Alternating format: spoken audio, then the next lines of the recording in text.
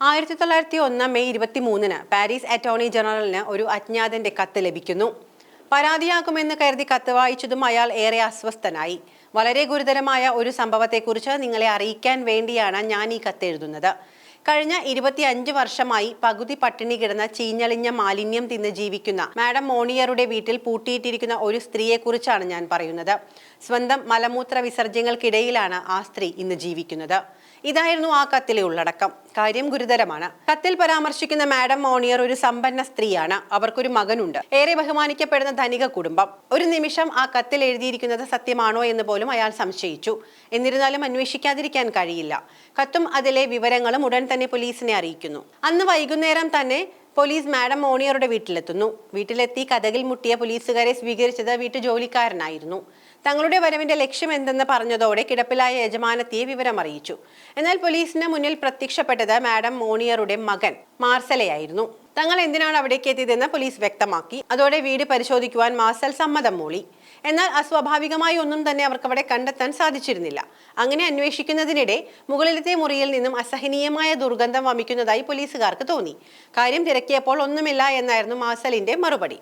ആ മറുപടിയിൽ പോലീസ് ഒട്ടും തൃപ്തരല്ലായിരുന്നു. മുകളിലത്തെ നിലയിൽ പ്രവേശിച്ച പോലീസുകാർ കണ്ടത് പുറത്തുനിന്നും പൂട്ടിയ നിലയിൽ ഒരു മുറിയാണ്. മുറിയുടെ അടുത്തേക്ക് നടക്കും തോറും ദുർഗന്ധം അസഹനീയമായി തുടങ്ങി. ഒടുവിൽ മുറിയുടെ പൂട്ട് പൊളിക്കുന്നു. കൂറ്റാക്കൂറ്റിരുട്ട്. മുറിക്കുള്ളിൽ എന്താണ് എന്ന് പോലും കാണാൻ കഴിയാത്ത അത്ര ഇരുട്ടാണ് ആ ചെറിയ മുറിയെ ആവരണം ചെയ്തിരുന്നത്. എന്നാൽ മിന്നായം പോലെ അവരുടെ കണ്ണിൽ അത് പതിഞ്ഞു. ജീർണിച്ച ഒരു മെത്തയിൽ കിടക്കുന്ന ഒരു ദുർബലവും മെലിഞ്ഞതുമായ രൂപം. ഒരു പോലീസുകാരൻ ആ മുറിയുടെ ജനാല തുറന്നു. 25 വർഷങ്ങൾക്ക് ശേഷം ആദ്യമായി സൂര്യകിരണങ്ങൾ ആ മുറിക്കുള്ളിൽ പതിയുന്നു. സൂര്യപ്രകാശം പതിച്ചതോടെ ആ മുറിയിലെ കാഴ്ച വ്യക്തമാകാൻ തുടങ്ങി. കണങ്കാലോളം എത്തുന്ന നീളമുള്ള മുടി, കട്ടിയുള്ള നഖങ്ങൾ, സ്വന്തം അവശിഷ്ടങ്ങൾക്കിടയിൽ ശാപമോചനവും കാത്തിരിക്കുന്ന മനുഷ്യരൂപം. സ്വന്തം ഛർദിലും മലവും നിറഞ്ഞ മുറിയിൽ ചങ്ങലക്കിട്ട നിലയിൽ എല്ലും തോലുമായ നഗ്നമായ ഒരു സ്ത്രീ. ജീവനുള്ള മനുഷ്യന് എങ്ങനെയൊക്കെ വികൃതമാകാനാകുമോ അങ്ങനെയൊക്കെയും ആ ശരീരം ഇല്ലാതായിരിക്കുന്നു. ആ സ്ത്രീ ബ്ലഞ്ച് മോണിയർ, മാഡം മോണിയറുടെ ഇളയ മകൾ. ആ സ്ത്രീയുടെ ദയനീയ അവസ്ഥ കണ്ട പോലീസുകാർ അവരെ ആശുപത്രിയിലേക്ക് മാറ്റി. ചികിത്സയിലിരിക്കെ ബ്ലഞ്ച് അവർ അനുഭവിക്കേണ്ടി വരുന്ന കാരാഗൃഹവാസത്തിന് പിന്നിലെ കഥ പറഞ്ഞു. 1849 മാർച്ച് 1-നാണ് ബ്ലഞ്ചിന്റെ ജനനം. ഫ്രാൻസിസിലെ സമ്പന്ന ബൂർഷ്വ കുടുംബത്തിലായിരുന്നു ബ്ലഞ്ച് ജനിച്ചത്. ബ്ലഞ്ചിന്റെ അമ്മ മാഡം മോണിയർ സമൂഹത്തിൽ ഏറെ ബഹുമാനിക്കപ്പെട്ട സ്ത്രീയായിരുന്നു.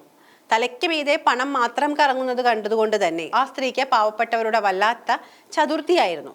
തനിക്ക് ചുറ്റുമുള്ളവർ അടിമകൾ എന്നായിരുന്നു അവരുടെ മനോഭാവം. പെരുമാറ്റവും അത്തരത്തിലായിരുന്നു.